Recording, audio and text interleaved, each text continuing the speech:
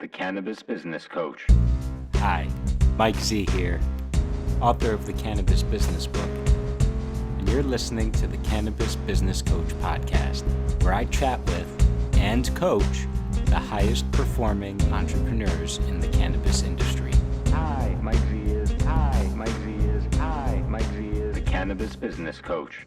Hi, Mike Z here, and on today's episode of the Cannabis Business Coach podcast, I'm joined by Andrew Lobo, the CEO of Kinslips, which is a maker of sublingual cannabis products. They're wonderful products. I can personally attest to them. Andrew, thank you so much for being here today. And if you don't mind, can you tell the folks at home or wherever they're tuning in from a little more about yourself and your background? Hello, everyone. Thanks so much for the intro, Michael. And I'm excited to be here. This is fun to tell you about Kinslips. So, as Michael said, I'm the CEO of Kinslips. We are the market leader in sublingual cannabis-infused strips in California and Canada, which makes us the global leader. We're based in Richmond, California. We make every one of our own products, and we distribute it through the legal channels via third-party distribution in California. So we've got a lot of very exciting blends, and hope to tell you more about that today. My background, real quick. I come to Kinslips via another cannabis company that we merged with it recently, and then prior to that, I had a long tenure of investing in really good businesses and learning their business models and trying to really figure out what works and what doesn't work in the business world. So I'm excited to get some of Mike's opinions about that today.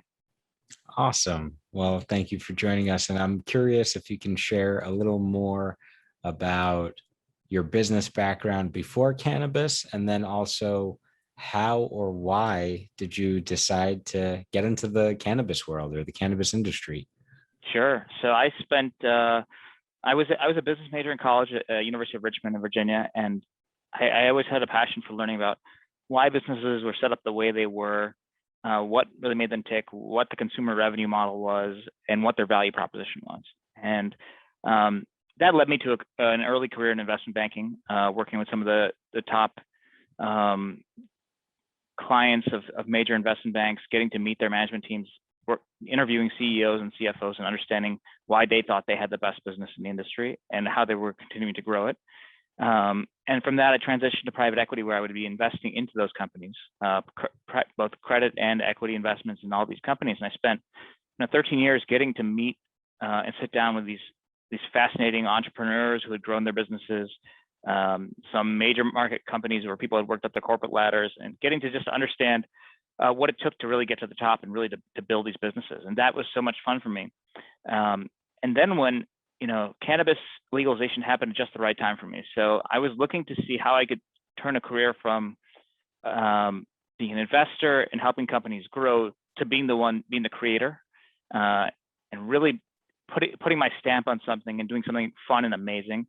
And cannabis legalization was happening at the same time. And it was an industry where, one of the unique industries where you are getting to really help people with real problems and real ailments. And at the same time, the industry is so nascent that you can shape it and you can leave a lasting mark on how you want it to be and what you're going to contribute to that industry. And finally, I waited a bit until I think 2019 or so to come into the industry, because I wanted to come into something that was really innovative and unique. And it came along with a company called Olo, which created a sublingual strip. It was a direct competitor to Kinslips today. And they just absolutely wowed me. The product was 5 years ahead of its time, and it was something that really was science-based and really had a true mission to actually improve cannabis use for everyone. So that's how I jumped in. I moved to California, took the leap of faith, left New York City to go do what I really wanted to do after absolutely loving New York, and to take a risk and go somewhere where I didn't know anybody. And it paid off, because I think we're getting to do all the things that I want to do, is to be a creator, to make awesome products, and to really shape the industry. Fantastic. And one thing I want to highlight from your story, which I always tell people, you're going to have to make some kind of sacrifice or take some kind of risk to get into this space, especially as an entrepreneur. And I'm hearing you say, Andrew, that you left New York City, and went across the country to California to pursue being in the cannabis industry. And it's certainly a big move, a bold move. And, the fact that you're willing to do it is a testament to how much you probably wanted to be in this industry, I'm guessing. So Yeah. I'm curious if you had any kind of personal relationship with cannabis or personal interest in it before deciding to enter the industry, or was it more what you mentioned around, hey, here's a booming industry where there's an opportunity to make real impact, create real legacy, and by the way, it's something that's helping millions of people to live more healthy, less painful lives? Yeah, I think that's really interesting. So I was not like a heavy cannabis user, but I always enjoyed the aspects of it when it was ever available. I was an East Coaster where it's always illegal, and it's always played within the lines. But the more and more science and research came to me, the more and more I found ways that the minor cannabinoids and CBD with some THC for the entourage effect could really improve my life, improve those of my family, people who have arthritis. I saw it around me. And the more and more I talk to people about it, the more it's still somewhat of a hidden industry until maybe the last year on the East Coast. Of people don't admit to you that they're using cannabis until you tell them, oh, I work in the cannabis industry. And all of a sudden then they tell you how much it improved their life and how great it is. And they spill the beans all of a sudden. So I was like that too. And so for me, it was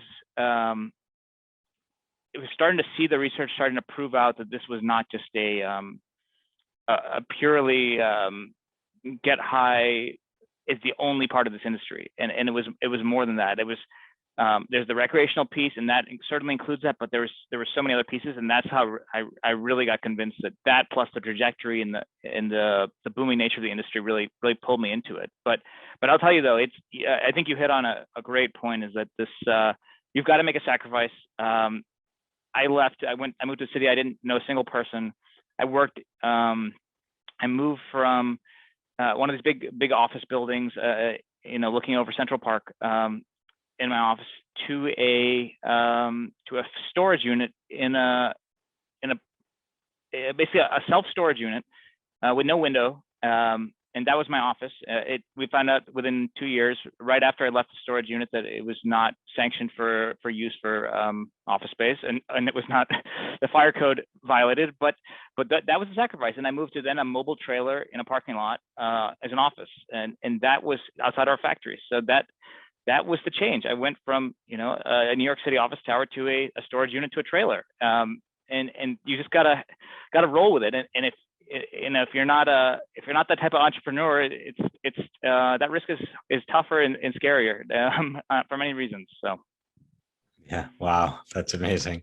And so I think you said that was 2019 when you made that move, and I know that at the end of 2020, Olo and Kinslips merged, right? And you became the CEO of Kinslips. So I'm curious if you can just tell me a little bit of that journey from kind of starting with Olo, and then, how did that merger come to be? How did you end up becoming CEO? And then also, how have things gone since that merger? Because now it's been almost a year, and so I'm just curious. That's a whole bunch of questions in there, but I'd love to hear some of that story from you. Absolutely. So Olo was probably what I'd say is a second mover in the industry. Kinslips was the first mover, and they were direct competitors. But in a sector, the sublingual sector, we can talk about later, is that it's so small that that we weren't really competing with each other. We were competing just to win consumer awareness and education in the market, and just to grow generally.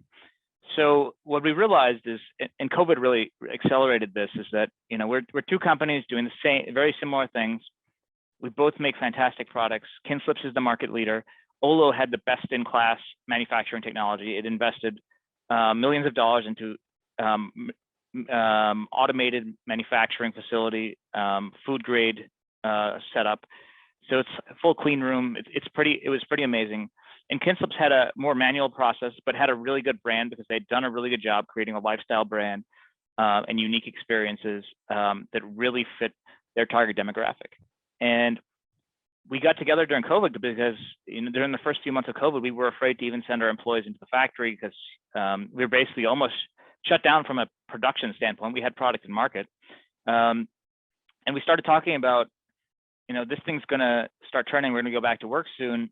How could we work together? And eventually the conversation turned into a full-blown merger of almost of equals, where we said, there's no reason for us to both have to try to educate the whole market individually. We could do this together. Best brand in sublinguals, best manufacturing sublinguals, put it together. Great.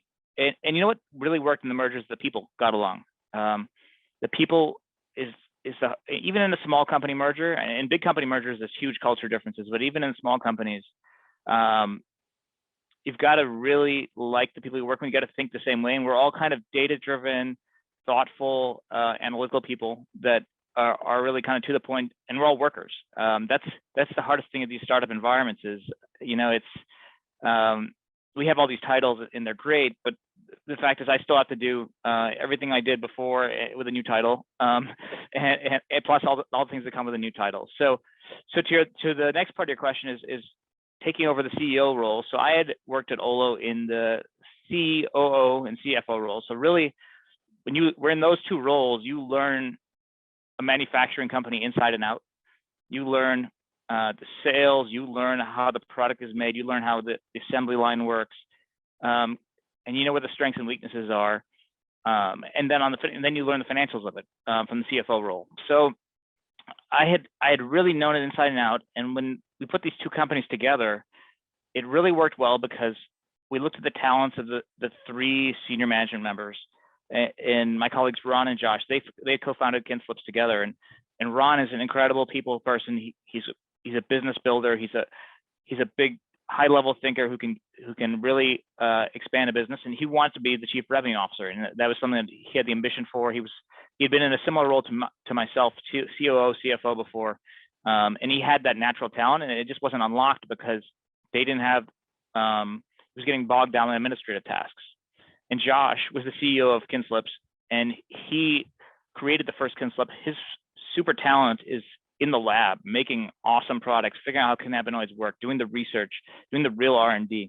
And he was bogged down by the administrative stuff of being the CEO and having to, represent the company and do a lot of things that took away from his, extreme level of talent in the lab. So my coming in, and this is where that 13 years of Wall Street came in, and really understanding how businesses work and just knowing right away, like how HR, sales, operations, vertical integration, all that kind of stuff flows together. All the pieces came together all of a sudden. So I'd spent the year, in the trailer on site, and that paid huge dividends when this merger came together. So I stepped in, and it's been good. So to the next question of how it's going, it feels almost like, even though Kinslips, launched in late 2016 and Olo came along in 2018, it feels almost like a new company out of the gates with a very loyal follower base of users. I think that's what's exciting is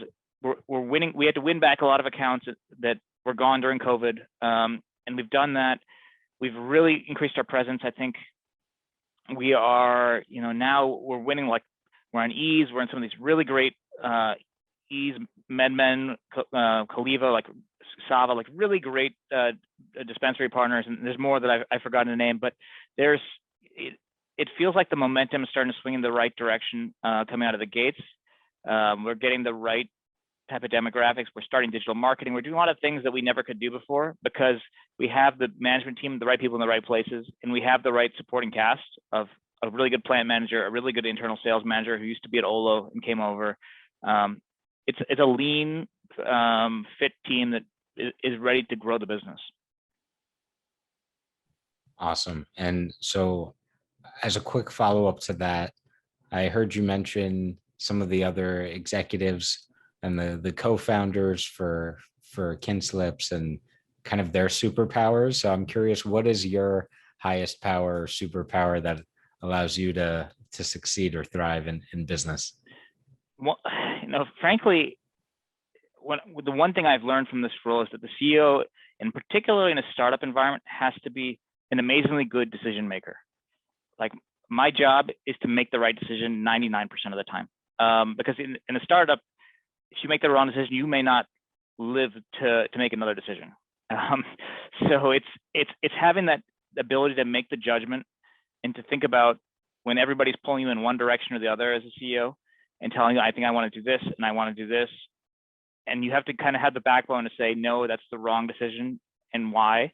And especially in an environment like this, right, where I'm stewarding a company that the two co-founders are in different roles, and I have to, we have I'm also kind of navigating the ship that these guys built as well to some degree, right? So you have to kind of be really strong in your conviction about what you want to do and have some good judgment and sound judgment behind it. That's the hardest part of this role, is for me to actually think through every decision and be thoughtful about it and make time to not just say do what you like in certain things. So that's really what my superpower is that I have that business sense that I got from all these years, and I can kind of see what the future will play out depending on what decision I make. Got it. Okay, awesome. So I'm hearing it's the ability to make decisions, and especially to see how business decisions will play out over time and be able to kind of forecast and make the decisions based on, a couple of steps ahead, not just what's here and now. Yeah, I'd say that's it. And I'll give you one more, just for given the environment, because of the way the cannabis industry is had its ups and downs, it's the ability to navigate a company on a very lean capital base. And it is, if we had 5 times as much money as we had today, this would be a really easy job for almost anybody to do. But because we don't, we have to think about how to be scrappy, and everybody in this company has to hustle in some way or another. And part of my job is to build that culture of making every employee think about, if this was our last $50, is this where I'd want to spend it? And putting that mindset in, not to the effect that it cripples them and slows them down in their job, but it makes everybody think about, how can I best use this money to support the company and shareholders? Awesome. Yeah. So kind of modeling that scrappiness and making sure that permeates from the top down to everyone, and they're thinking like an entrepreneur, which quite frankly, I tell people all the time, if you want to be in this industry, you have to be entrepreneurial, even as an employee, because it's an entrepreneurial industry. And to your point, even as the global market leader in the sublingual category, you're still running lean, compared to other industries. So anyway, with that being said, I want to take a step back. And I realize I skipped over this, but some folks listening might not even know what sublinguals are or why sublinguals are great. And so I want to turn it over to you to just offer like a really high level, overview of the product itself. So folks know what sublinguals are all about and why they should care. Absolutely. That's a great point. So I think this is something that we have spent a lot of time thinking about how to really give this message to everyone. And you ask at just the right time. We're in process of forming a sublingual cannabis product trade association that'll be out in a few weeks, just for this exact point. So sublinguals, and I had the benefit of taking 5 years of Latin in school. So it comes from the Latin words sub, S-U-B, and lingua, tongue. So sub means under, and lingua, tongue. So under your tongue. And they call them that because the goal of a sublingual product is to have its active ingredients absorbed by the membranes under your tongue and at the bottom of your mouth. And from there, they go directly into the bloodstream, and they skip going through the digestive tract and going through first pass metabolism. And you get the product into your bloodstream in the healthiest way possible, because you are not exposing your lungs to any sort of smoke or vape inhalation method. You are not consuming any sugar. The product of our particular product at Sublingual is all natural, non-GMO, vegan, gluten-free. So you are effectively getting cannabis in the healthiest manner on the planet.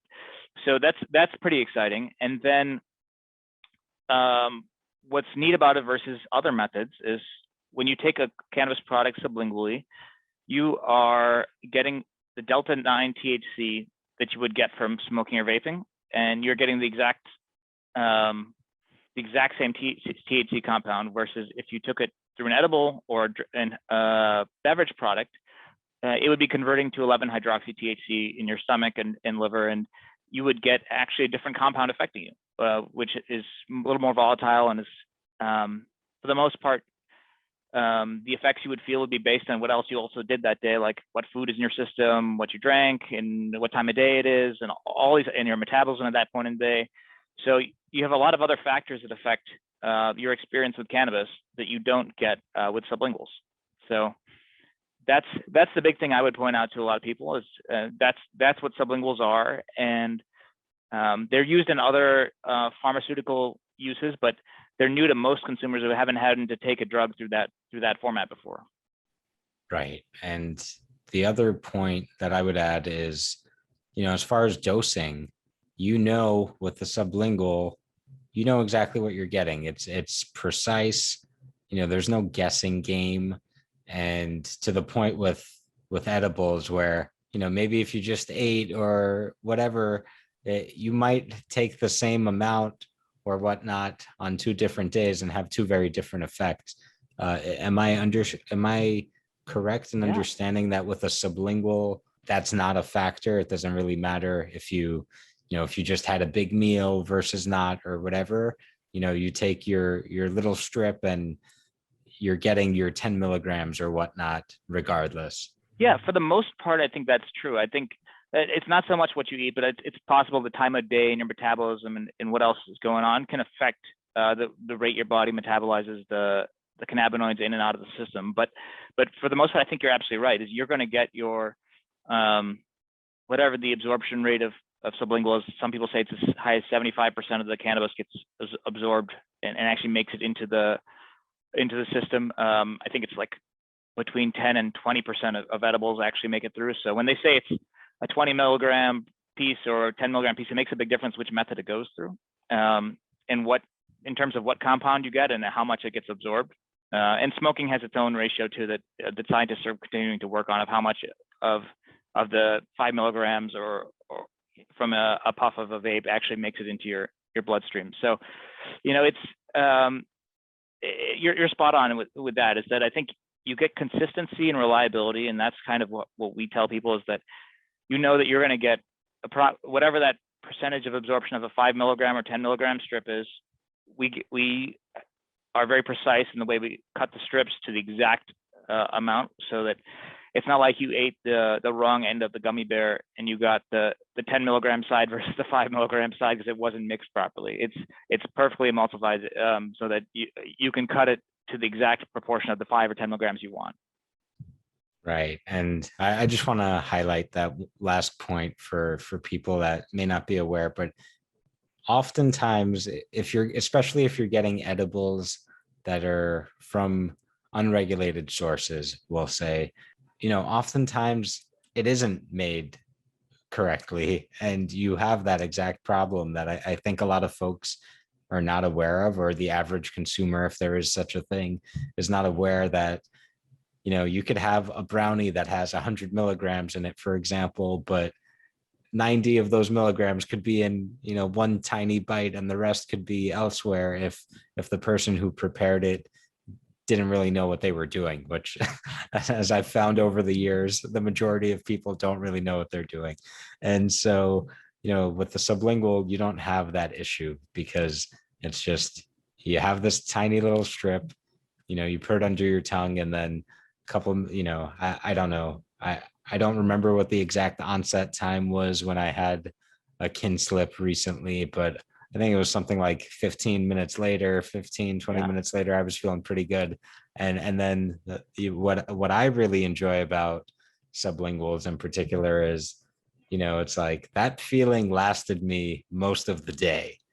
Like, it wasn't like I, took a puff of a J or a vape or whatever, and then an hour or two later, I'm feeling a little groggy or whatever. Like, I had that kin slip, and I had a beautiful day that day. I remember that very clearly. Let me ask you a question on as far as innovation, R&D, and the future of sublinguals.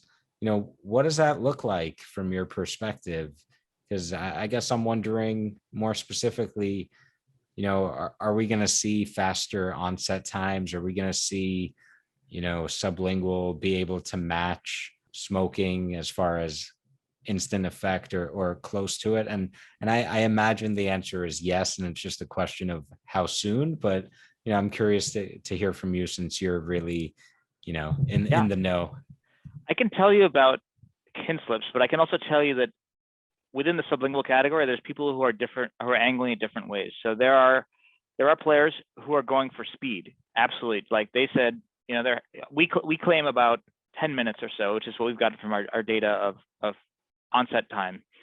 But there are other players in the industry who think that the key to unlocking the whole inhalables market is really to match the speed of inhalables, which is, maybe it's 3 to 5 minutes or whatever it might be. And there's certainly a path to get there on that. But for us and for the consumers that we've targeted, it's less about the speed. Nobody's ever complained to us that it took 10 minutes and I really would have liked it to have taken 5. And that's why I'm not going to switch to using sublinguals. There is probably some population that when they need a hit of a certain feeling, they need it fast. And we'd like to address that, but it's not at the top of our list at the next one. We can certainly go to smaller molecule sizes to help that. That is on our radar of things to do. I think we might stumble into a lower onset time just by our work that we're doing anyways. But what's more interesting on the R&D front is for us is that we are working on new experiences and work with more minor cannabinoids. We've got something very exciting coming with THCA in a couple of months, like very just daytime relaxing, even a non-psychoactive product. But it works great during the workday, and then potentially a night version of that as well, potentially with THC. And then what we think might actually unlock much of the traditional inhalable market is actually starting to go towards strains, and really going to these consumers who just are either connoisseurs or they just love identifying strains, trying new strains. And because sublinguals are actually probably the only format outside of inhalables that can actually deliver the exact strain, because they deliver all the terpenes and the cannabinoids in the mouth, and they don't go get messed up through the digestive tract, that you can get exactly the terpenes and the oils and all of that stuff that's in the plant or in the flower into your body right through the mouth, and you'll get the exact same or better strain experience. So that is something that's super exciting that we are working on. And I think that could be just a total game changer for many of the inhalable users who have been, kind of on the fence about, well, I don't really know what a Kinslip float-on is, but I know what wedding cake is. But we are going to be able to put, this is the wedding cake strip from the wedding cake flower. So that could be super awesome.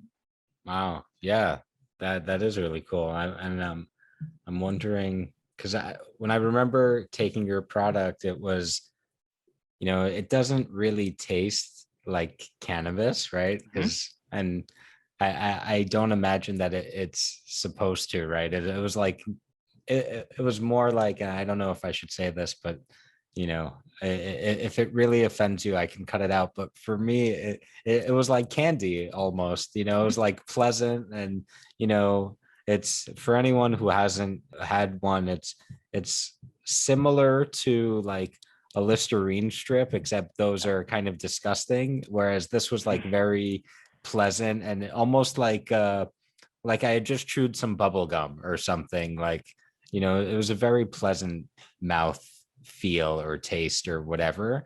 So I'm curious, when you're saying having like strain specific strips, it would be more about having the effect of that strain as opposed to like, oh, this is like a really gassy, or this is like a really sweet, or are you able to kind of match that experience as well with the strips? So you just asked the question that we've been talking about for 6 months.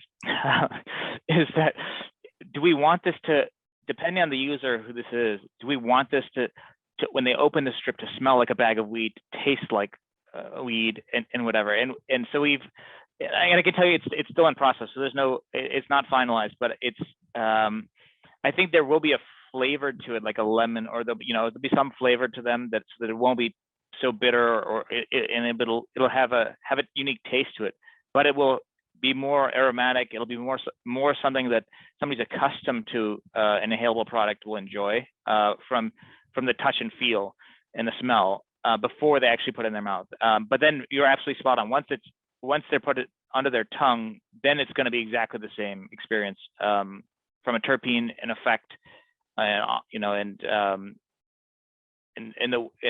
both mental and bodily effect of how that strain works. Cool. And this is maybe a crazy question, and feel free not to answer it if it's like, getting too into the proprietary future kind of product line, whatever. But is there a future in which there will be the opportunity for customization from the consumer, where, for example, if let's say I want to be able to design, I want like this blend of terpenes or this amount of cannabinoids, where, and maybe the minimum order is like, well, whatever, 1,000 strips or whatever, I don't know. But is that something that is feasible, or would even make sense from a manufacturing standpoint, where once consumers are much more sophisticated and have that kind of personal preference down to the terpene level, which may never happen, who knows? But is that something that is on the roadmap at all? And feel free to not answer if you don't want to. It's probably not at the roadmap on a customer by customer basis. I'd say making very specific blends for a dispensary or a brand partner, who says, hey, we have a big customer base that loves this limonene terpene, with this THC to CBD ratio, and we'd like you to make a special product and a co-branded effort. That's on the radar. I'd say, just because of this is one thing I mentioned, is that we're like automated mass scale factory. So we're putting out 50,000 strips in a batch. So unless we have a consumer who wants 50,000 of that very particular blend, it's a little tougher for us to make custom blends for individuals at this point. Got it. All right. Awesome. Well, it's something that I'm always interested in, is that kind of personalized cannabis experience. And again, just a fun question for my entertainment. But to shift gears, I want to ask you, what are you most excited about right now, as far as either Kinslips or the cannabis industry overall, or even just outside of any of that? I'd say for Kinslips, I'm excited because I think these new products we're working on are actually, one, they're really good, and it's the first time we're putting out new blends in probably 2 years plus, just because of the way the ups and downs of California have been in the market. I think we're actually getting to do, because of this management realignment, we're actually getting to do real R&D again and really putting out great products. One of the things that came together, that I didn't mention, when Olo and Kinslips merged, it brought the best flavors and taste of the strips together. So I think legacy Kinslips tastes a little bit different. They didn't have some of the all natural taste masking and some of the things that Olo had, and bringing that together for the first time, we have the best product we've ever had. And you've had it, and you know exactly what it is. And so it feels like we're building off the best, and that there's nothing holding us back from the actual product, or there's no veto argument anymore to why not take a sublingual strip anymore. So that's super exciting. And then what we're doing with these minor cannabinoids is really fun. Like, we were one of the first on CBN. We'll be one of the first to really make a product that actually works in THCA, and that people want to use. And then I think there's a few others, CBG we're looking at, CBC potentially, and a few other interesting mixes with the right terpene blends that I think we can be pioneering in. So that's what excites me at the company level.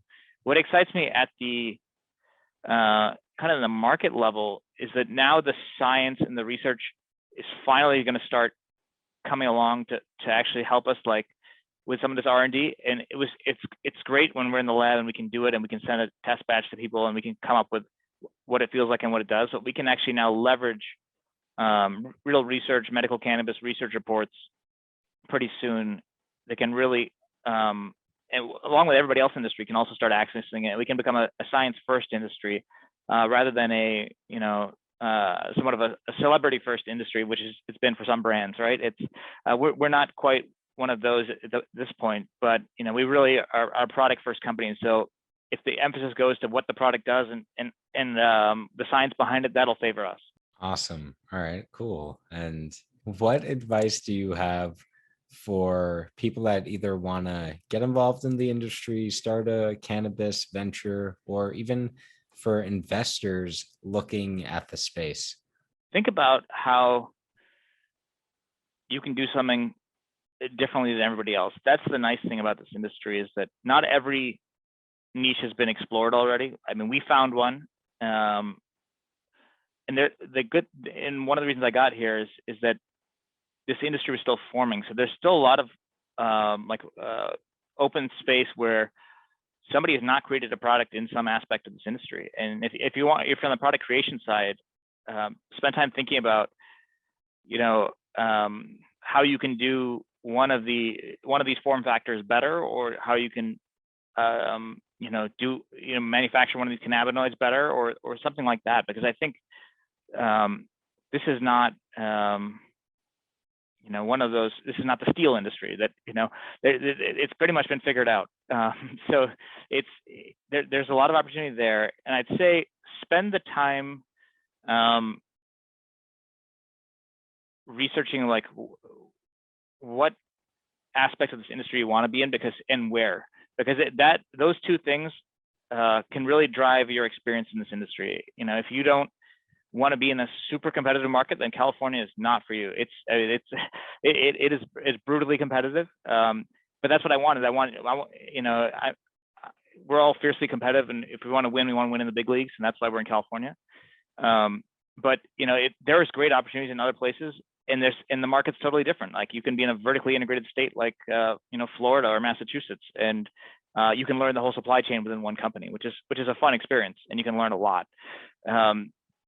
So I'd say focus on those two things. And then I think this industry is heavily about networking because it's somewhat insulated, frankly. Nobody from the industry I worked in before works in this industry. Nobody had any connections, and you just have to kind of go out and build them. You've got to get on LinkedIn, you've got to bug people, and you've got to find a way to make friends.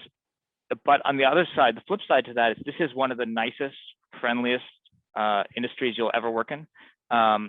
And I get to say that because I worked in some of the how Wall Street is. So I worked in some tougher industries, and everybody's nice, everybody's friendly.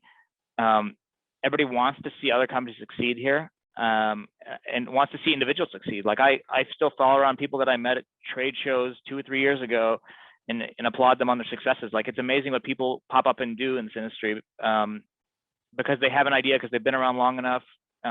You bounce around enough places, you'll come up with a good idea and you'll start something. So that's the name of the game. Like I think we saw plenty of companies going out of business, but those people who were there landed well because this industry is still growing, and they're doing some pretty cool things elsewhere. Absolutely. Love that advice. And I completely second everything you shared. And I have another question, which is, again, for my personal self-interest, because I'm based in New York, and New York is coming online with adult use. It's a work in progress, but hopefully next year they'll actually open stores and things will be rolling. And so I'm curious, when it comes to Kinslips and expanding to new markets, how does that process work? Or I know you're in California and Canada. Are you in other markets as well? And personally, I'm curious, when will I see you in stores in New York, and how can I help with that? Yeah. So you asked the question that we get into our info box every day is where can I find these in New York, or how can I get these in New York? So the way we got into Canada was through a licensee. Aleafia Health has been a great partner. They're a public company. They're a fantastic company and a good partner, and they've done a good job launching since November into the Canadian market, and they're the #1 strip there. So they're awesome. The hardest part about being a federally illegal business is that you can't ship anything state to state. So what's even harder though is it's not just ship anything, it's that you can't ship the final product, but you can't ship even in components of it.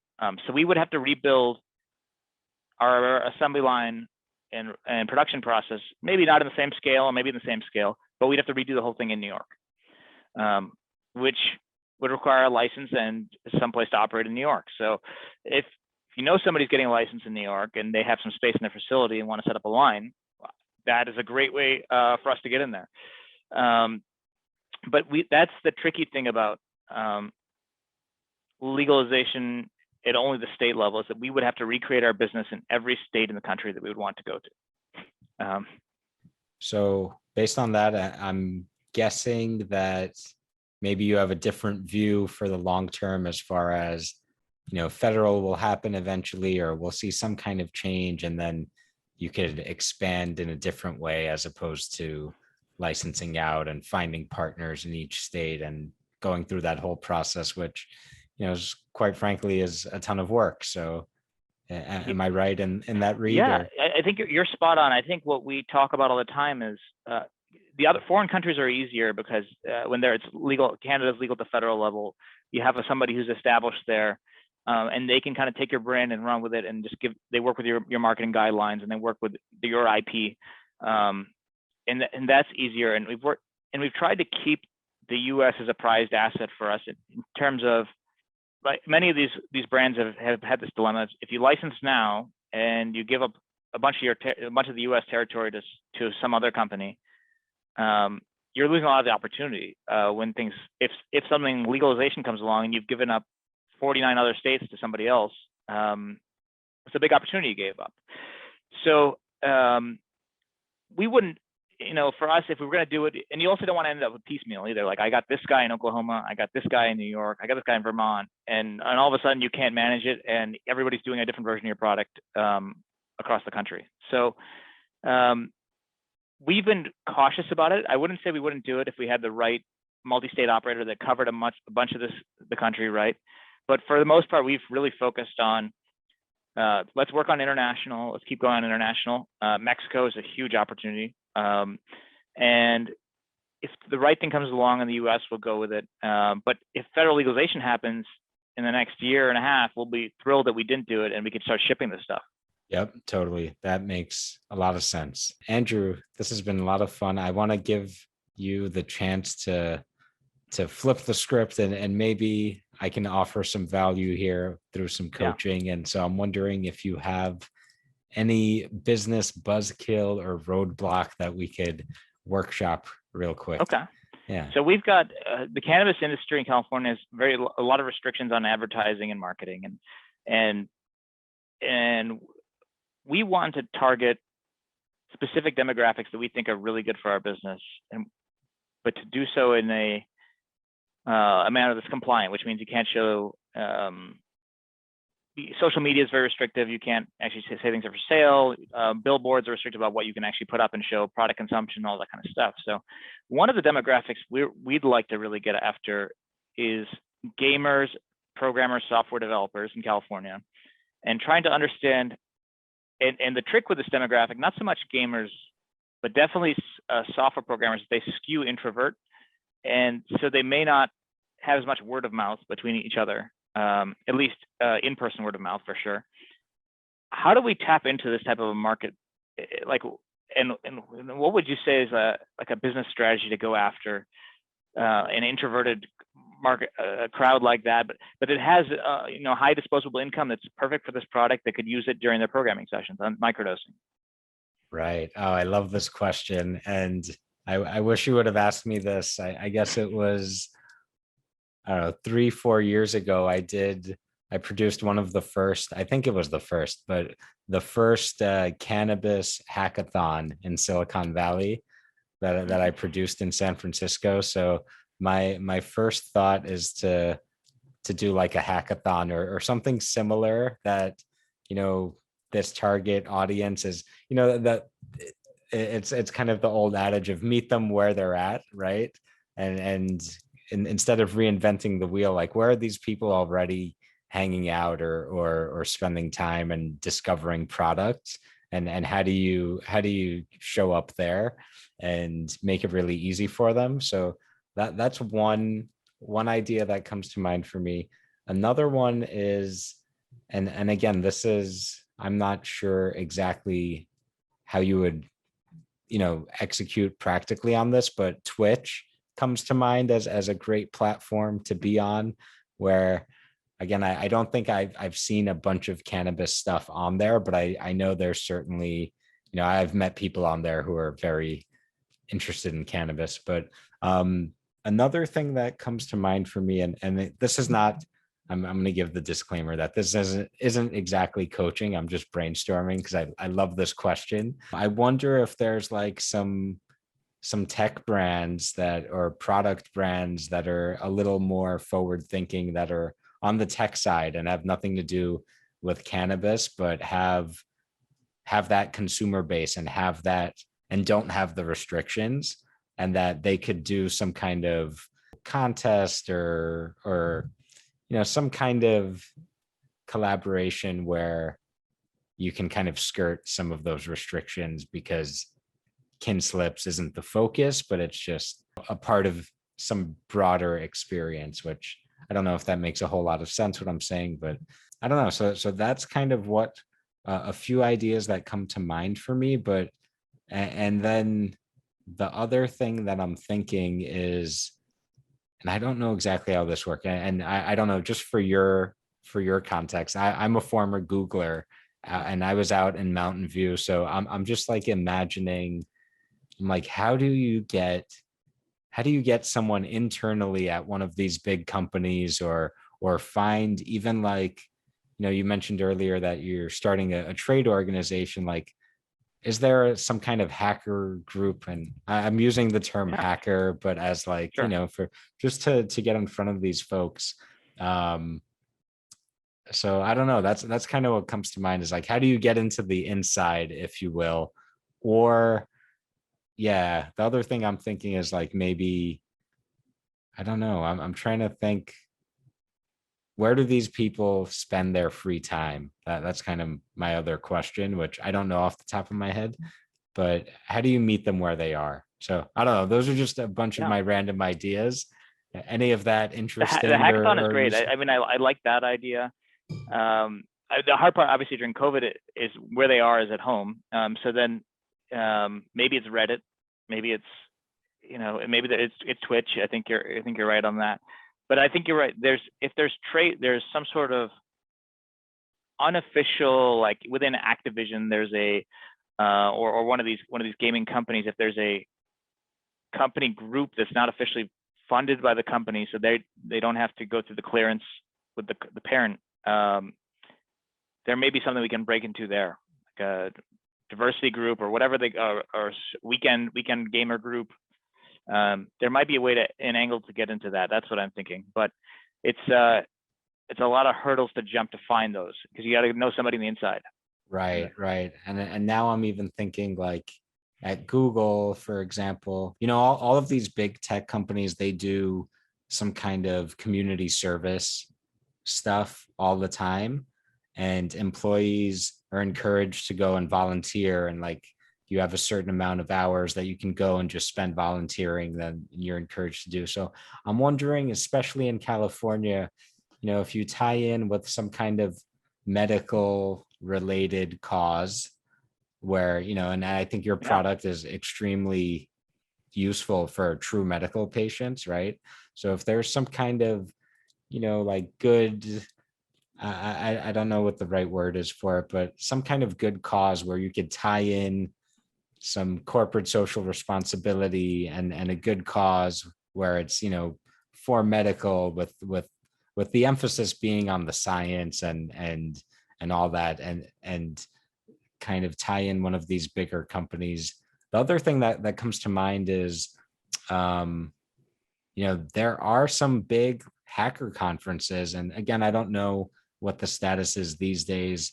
I'm thinking of like a DEF CON or like something of that nature, where you get thousands of these people that I believe are in your target demo are getting together at these events, and again, because of COVID, it's probably not as hot right now, but my sense is things are gearing up again.